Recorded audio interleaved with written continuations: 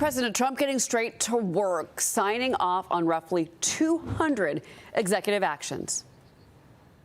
It's very simple. We're going to make our country great. We're going to make our country great again. We're going to make America great again. Well, let's see what happens, because we're not finished yet. We're not finished yet. We got a long way to go.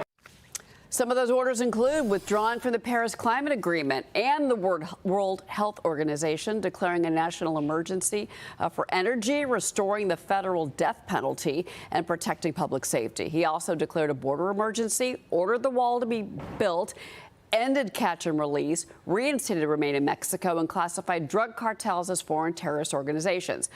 Trump also immediately shut down the CBP One app, which fast-tracks migrant parole applications. That's gone. I want to bring in Tennessee Congressman Andy Ogles. He's a member of the House Financial Services and Homeland Security Committees. He's also a member of the House Freedom Caucus. Congressman, good morning.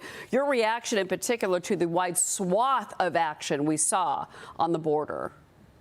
Well, you know, I had dinner with the president just a few days ago, and he was talking about 100 and 120 executive orders. And man, did he promise and deliver, I mean, hitting 200. But that being said, we all know that this country's been invaded over the last 4 years under the failed policies of Joe Biden. And that was kind of the referendum that was the election that we fix and secure the border. And that's what Donald Trump has done and will do as we get back to a normal immigration policy, fighting crime, and getting, you know, quite frankly, we're going to have a large deportation process as we go forward. People are here illegally. If you want to come here, you got to follow our laws. All right. Well, you know, the other thing is the legal challenges. You know, of course, we're going to talk about this later in the show, but obviously the sanctuary cities going after those violent criminals that are here in this country illegally that threaten the safety of Americans. But we're already hearing and already seeing lawsuits when it comes to immigration changes under President Trump. This was expected,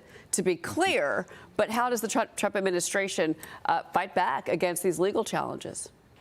Well, at the end of the day, we're a nation of laws. You know, you expect the liberal left to try to weaponize the courts against the American people. That's what you saw with the Justice Department, that they're going to try to leverage the courts to really be complicit in breaking American law when it comes to immigration.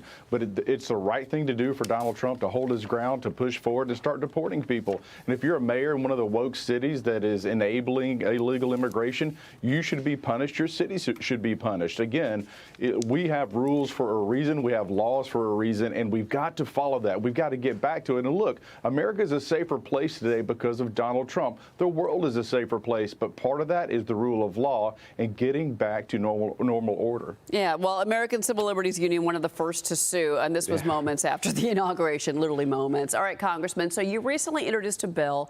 It gives President Trump the congressional authority to acquire Greenland. Tell us more about this. Well, you know, for some that may sound a little bit crazy, but actually the United States has been eyeing Greenland for over 100 years. Strategically, when you look at it, it's wealthy in resources. And when you see increased activity with Russia and China in the Arctic Circle and the increased activity with the shipping lanes, it's important for the United States to assert itself and say, look, this is our doorstep. This is our area of operation. And we are, quite frankly, the dominant predator, cop, if you will, but it's important that we fight back against China and send them back to their own hemisphere. Okay, so do you think that we're going to enter into negotiations with Denmark over the purchase of Greenland? I mean, I've seen the minimum valuation at this thing at $1.5 trillion. If they're willing to sell, just a thought. Exactly. It's kind of like when you start talking about tariffs. It's a tool to get people back to the negotiating table. Okay. It's important for Donald Trump to negotiate from a position of strength. And we start talking about acquiring Greenland. He's broadcasting to the world that we are back, we're in business, and quite frankly, America is great again. All right, let's talk about business of the House as, of course, the work really gets underway today. The House Freedom Caucus has floated raising the corporate tax rate in states like New York, New Jersey, and California in exchange for easing the SALT cap deduction for individuals and families. I spoke with House Freedom Caucus Chairman Andy Harris about this yesterday. Watch what he told me. I mean, the bottom line is this is not calling for a corporate tax increase.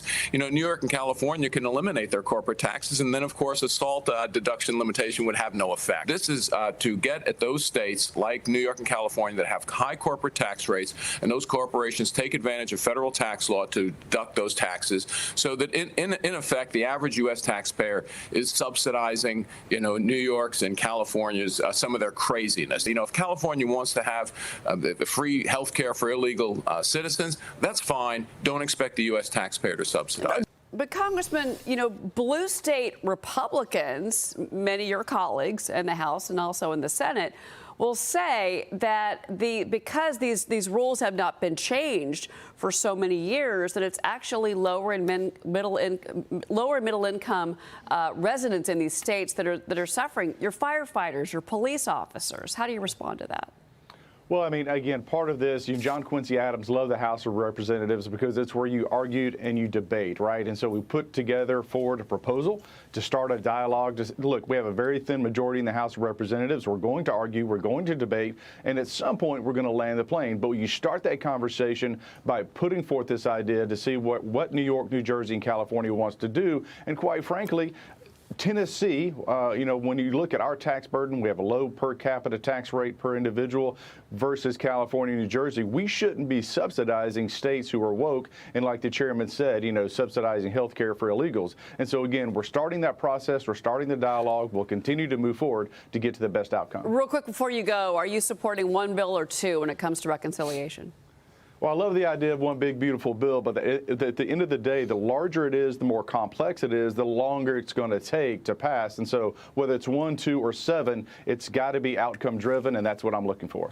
Okay, well, with the majority that Republicans have right now, it's very slim. We shall see how this all goes with negotiations. Congressman Andy Ogles. Congressman, thank you for being here. Thank you so much. All right.